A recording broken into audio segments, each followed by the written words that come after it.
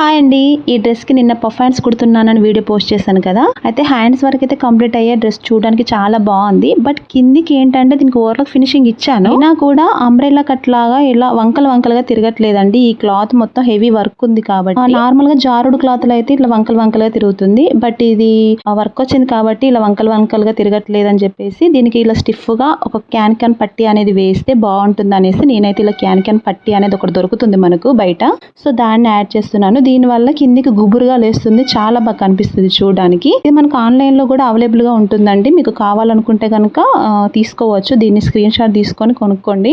Can పట్టి అని type చేసినా మనకు అందులో ఓపెన్ అవుతుంది. బయట మార్కెట్ లో కూడా దొరుకుతుంది క్యాన్ పట్టి అంటిస్తారు. ఇది వేయడం వల్ల కింద స్టిఫ్ గా నీట్ గా చాలా బాగుంటుందండి. బట్ ఇక్కడ మనం కుట్టేటప్పుడు నేను ఇక్కడ ఇది అంబ్రెల్లా కట్ డ్రెస్ కదా, నార్మల్ గా కుచ్చులు పెట్టి కుట్టిన ఫ్రాక్ ఏంటంటే క్లాత్ స్ట్రెయిట్ కట్ ఉంటుంది. మనం కింద ఎలాంటి పట్టి పెట్టినా నీట్ గా వస్తుంది. కానీ ఇలా అంబ్రెల్లా కట్ పెట్టిన వాటికి మాత్రం అంత నీట్ గా రాదు. సో మనం కుట్టేటప్పుడు జాగ్రత్తగా కుట్టాలి నీట్ గా వచ్చేలాగా.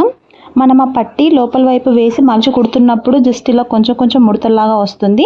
బట్ ఆ ముడతలు అనేటివి లోపలికే వచ్చేలాగా చూసుకోవాలి. పైకి చూడడానికి అయితే నీట్ గా కనిపించేలా అయితే నేను ఫినిషింగ్ ఇచ్చాను. మీకు ఈ వీడియోలో చూస్తే అర్థమవుతుంది లోపల కొంచెం ముడతలు వచ్చింది కదా. ఈ డ్రెస్ మనం క్రాస్ కటింగ్ లో కుడతాం కాబట్టి ఈ విధంగా ఫినిషింగ్ ఇచ్చేటప్పుడు లాస్ట్ లో కొంచెం ముడతలు వస్తుంది. బట్ చూడడానికి అయితే బాగానే కనిపిస్తుంది. పైనుంచి చూస్తే ఫోల్డ్ అవుతుందండి. మనం ఈ క్యాన్ పట్టి వేయడం వల్ల ఇలా కనిపిస్తుంది, స్టిఫ్ గా ఉన్నట్టుగా చాలా బాగా కనిపిస్తుంది. వేసిన తర్వాత మీకే లుక్ అర్థమవుతుంది కదా. చూడండి పైకి చూడండి ఎంత నీట్ గా ఉందో.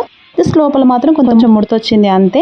ఫైనల్ గా ఈ డ్రెస్ అవుట్ఫిట్ అయితే ఇదే అండి. మీకు ఎలా అనిపించిందో చిన్న కామెంట్ ఇవ్వండి. అండ్ నా వీడియోస్ కనుక నచ్చినట్లయితే సబ్స్క్రైబ్ చేసుకోండి. Thank you.